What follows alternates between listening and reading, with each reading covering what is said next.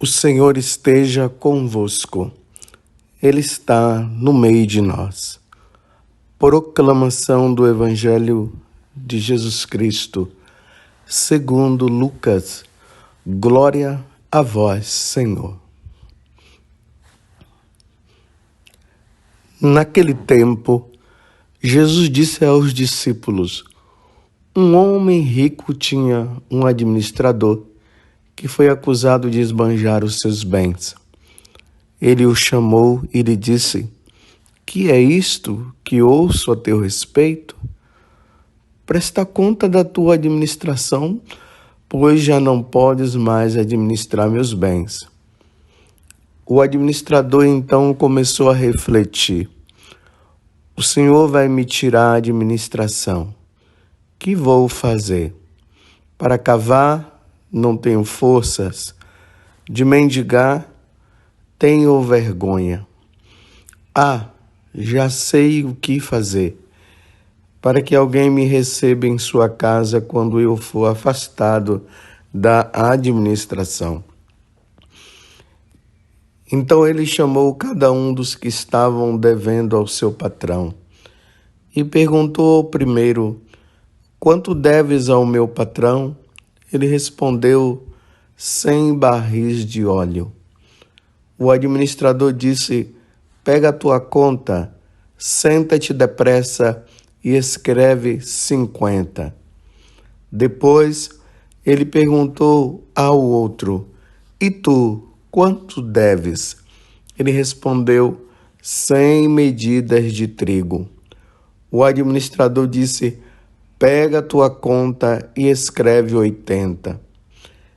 E o Senhor elogiou o administrador desonesto, porque ele agiu com esperteza. Com efeito, os filhos deste mundo são mais espertos em seus negócios do que os filhos da luz. Palavra da salvação. Glória a vós, Senhor. Meus irmãos e minhas irmãs, hoje a igreja celebra São Carlos Borromeu, bispo. Ele nasceu na Lombardia no ano de 1538, depois de ter conseguido o doutorado em teologia. Foi nomeado cardeal pelo Papa Pio IV, que era o seu tio, e eleito bispo de Milão. Foi um verdadeiro pastor da igreja no exercício desta missão. Visitou várias vezes todas as dioceses, ele convocou sínodos e desenvolveu a mais intensa atividade em todos os setores para a salvação das almas. É preciso notar isso. Ele se dedicou inteiramente para a salvação das almas. Eis como é que um bispo ele deve viver nessa expectativa, nesse desejo de salvar almas. Ele morreu no dia 3 de novembro de 1584. Pensamos a São Carlos Borromeu, que se dedicou tanto pela salvação das almas e também pela renovação dos seminários, na dedicação dos ensinos e tudo mais, que ele possa interceder nesses tempos que nós estamos vivendo pela igreja. Hoje nós nos deparamos com um evangelho assim meio estranho, não é verdade? Quantas vezes você já deve ter ouvido este evangelho?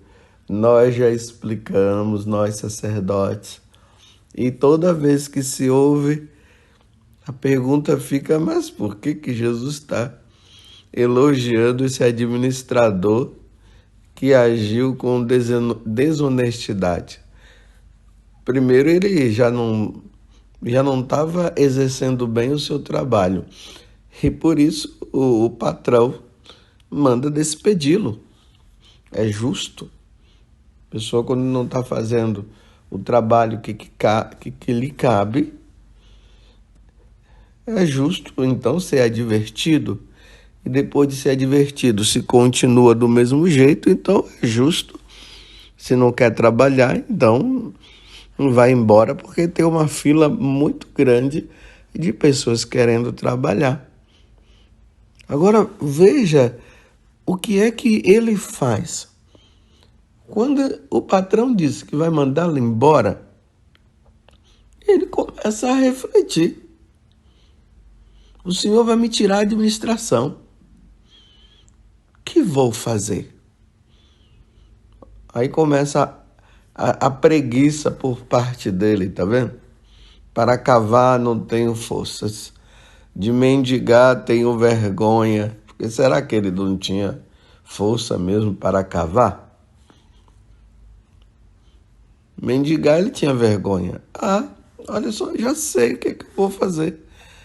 Para que alguém me receba em sua casa quando eu for afastado da administração, eu vou chamar as pessoas que têm dívida aqui e aí eu vou arrematar essa dívida da seguinte forma: se ele deve 50, então eu vou dar para ele pagar apenas 30 e assim por diante.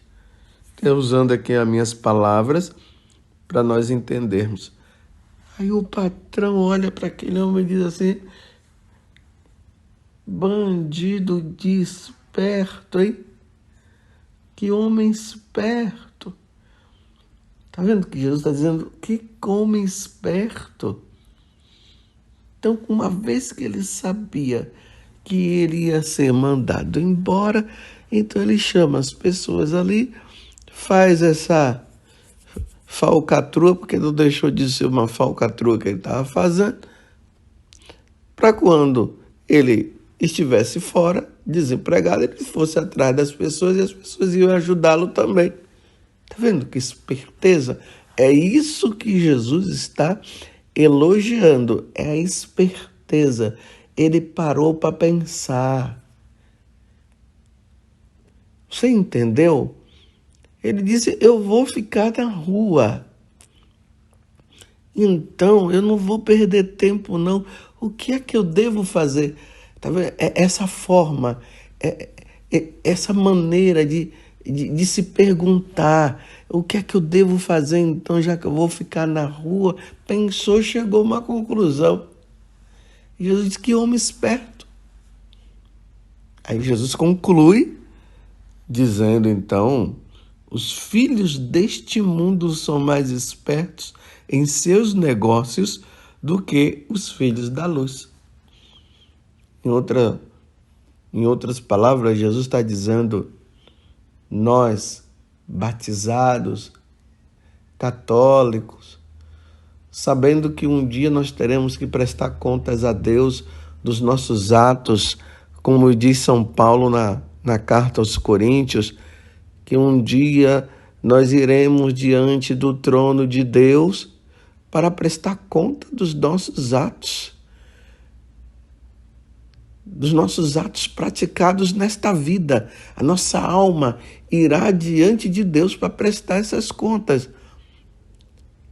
Então, o que fazer? Está vendo a pergunta? A reflexão. O que é que eu devo fazer para salvar a minha alma? É isso que Jesus está dizendo. Que os filhos das trevas, eles são mais espertos. Eles, já sei como é que eu vou fazer. Então, é assim que nós devemos fazer também.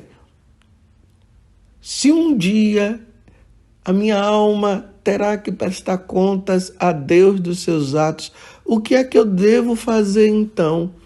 Para quando eu chegar lá, o Senhor não dizer assim: eu não te conheço, afastai-vos de mim, ide para o fogo eterno. Então, para Deus não dizer isso, o que é que eu devo fazer?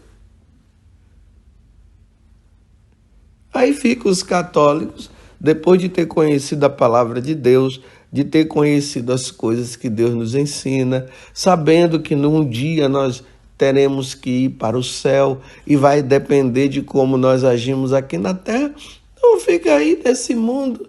Ah, tá tudo bem, tá tudo maravilhoso, não tem problema, vamos ficar tranquilos, no final tudo vai dar certo. É assim mesmo? Meus irmãos, não foi assim que os santos fizeram. Não foi assim. Por exemplo, ontem eu estava na paróquia do padre Anderson, aqui da comunidade Canção Nova, em São Paulo.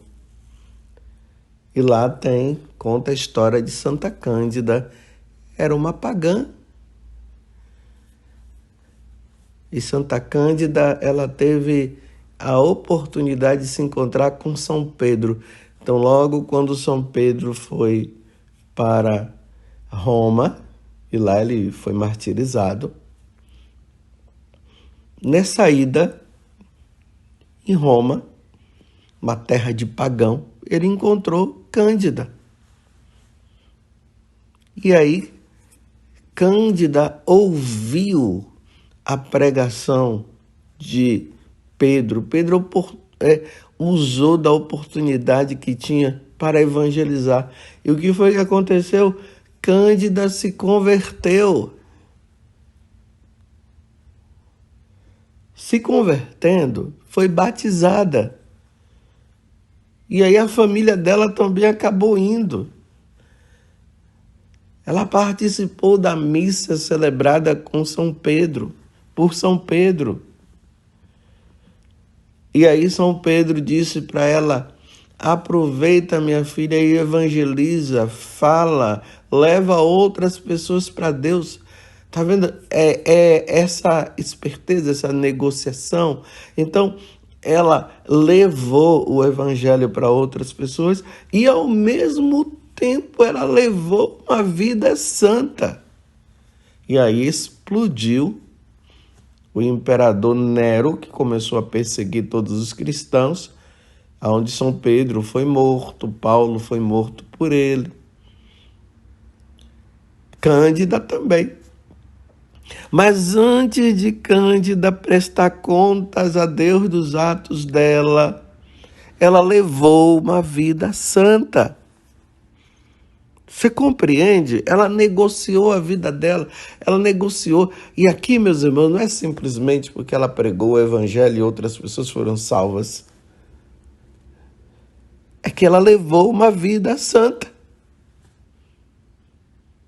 A negociação e a esperteza de nós, batizados, nós católicos, a nossa esperteza é essa. Não podemos perder tempo. Precisamos levar uma vida de santo, e levando a vida de santo, nós nos tornaremos santos e aí nós nos salvaremos. Então a pergunta é, diante dessa história, deste fato que eu acabei de contar de Santa Cândida, que ela de pagã se tornou cristã e de cristã se tornou santa. Isso significa eliminou o pecado da vida dela. O que você tem feito da tua vida? Você tem parado para refletir? E a reflexão é essa que eu estou dizendo para você agora. O que eu devo fazer para ganhar a vida eterna? Vocês se lembram também daquela pergunta do jovem rico? Senhor, o que eu devo fazer para ganhar a vida eterna? Pratica os mandamentos, Jesus falou. Ele disse, isso eu já faço, tem mais alguma coisa para eu fazer? Está vendo a reflexão? O que é que eu devo fazer mais? Então vai, vende tudo que você tem, dá para os pobres e me siga. Infelizmente, quando chegou nesse ponto, ele, em vez de ele refletir e fazer, já estava pegado ao dinheiro dele, então ele voltou para casa. Esse tempo, meus irmãos, é de negociação. Esse tempo, meus irmãos, é tempo de lutar pela santidade. Esse tempo é um tempo de não perder mais tempo. Esta é a reflexão que nós deveremos fazer. Nós não podemos mais perder tempo. E esse pensamento deve estar sempre dentro de nós. Por hoje eu não devo mais pecar. De que adianta o homem ganhar o mundo inteiro e perder a sua alma? Foi isso que Santo Inácio fez com São Francisco Xavier, que também era outro, que levava uma vida totalmente errada. E quando Santo Inácio falou para ele, porque tanto Santo Inácio como ele ainda não eram santos, né? Nós falamos Santo Inácio e São Francisco Xavier porque agora eles são santos. Mas naquele momento em que Santo Inácio já estava negociando a vida dele, ele já estava percebendo que ele não podia mais viver uma vida de qualquer jeito. E começou a viver essa vida santa e viu que Francisco também precisaria, que é o Xavier. Ele jogou essa palavra que devo, de que adianta você ganhar o mundo inteiro, Xavier, e perder a sua alma, até que chegou um momento que Xavier se dirigiu ali a Inácio, que ainda não era santo, e disse para ele, por que você está dizendo isso? E ele, Xavier, de que adianta você ganhar o mundo inteiro e perder a sua alma? Eu vou perder minha alma, nada? Aí Santo Inácio disse, será? Levou ele a pensar. A partir daquele momento, a vida dele mudou. E aí agora ele começou a levar uma vida santa. Foi pregar, pregou na Índia, pregou na China. Quando estava indo para o Japão, acometido de uma doença, acabou morrendo. Mas ganhou a vida eterna. Então, se os filhos das trevas, eles sabem como fazer as coisas para ganhar, até mesmo de forma desonesta, mas eles fazem, porque eles pensam, então, meus irmãos, vamos pensar.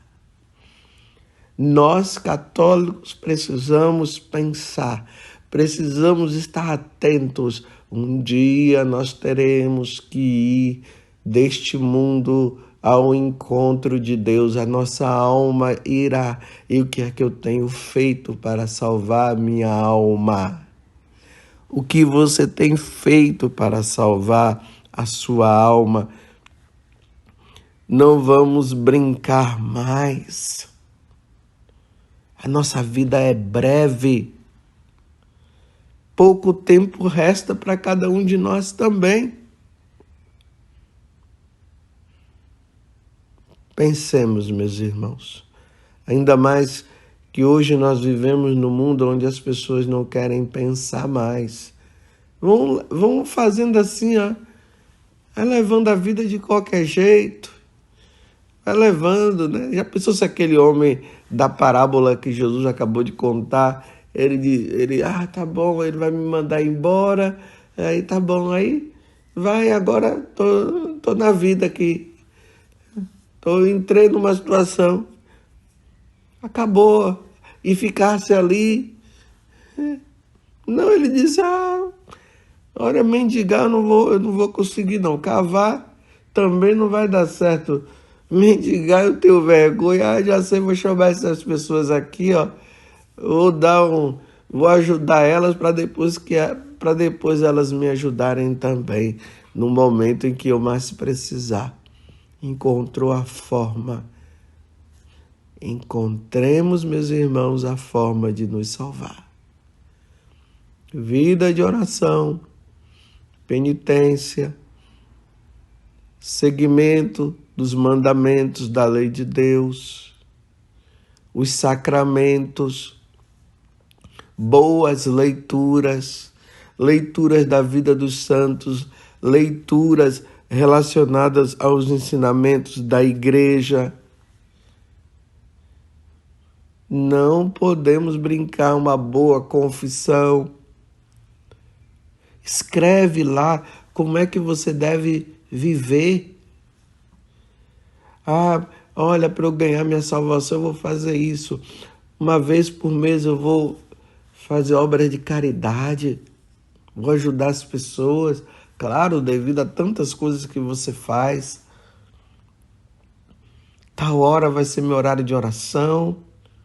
Se você é pai e mãe, eu vou ajudar os meus filhos nesses tempos difíceis. Se você é casado, vai ser fiel à sua esposa. E se você é casada, vai ser fiel ao seu esposo.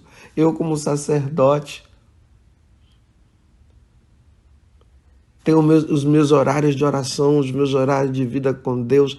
Quando acontecer de eu ter algum problema com alguém, ir lá e resolver. Você entendeu? Isso é negociar. Isso é pensar.